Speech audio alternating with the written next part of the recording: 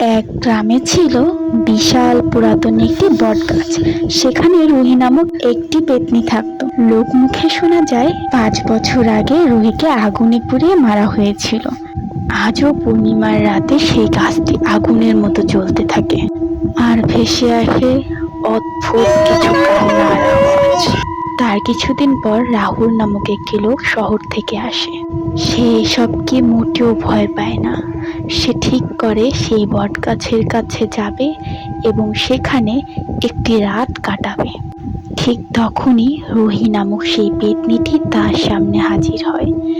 লোকটি ভয়ে থরথর করে কাঁপতে শুরু করে। সে দৌড়ানোর চেষ্টা করে, কিন্তু তার পা পাথরের মতো জমে গিয়েছিল। সে দৌড়াতে চেয়েও পারে না। তারপরে পেত্নীটি তাকে শুধু এইটুকুই বলে, আমার বিচার চাই। তারপর থেকে তাকে আর এই গ্রামে দেখা যায়নি। শুধু সাক্ষী হিসাবে রয়ে যায় সেই বট গাছটা।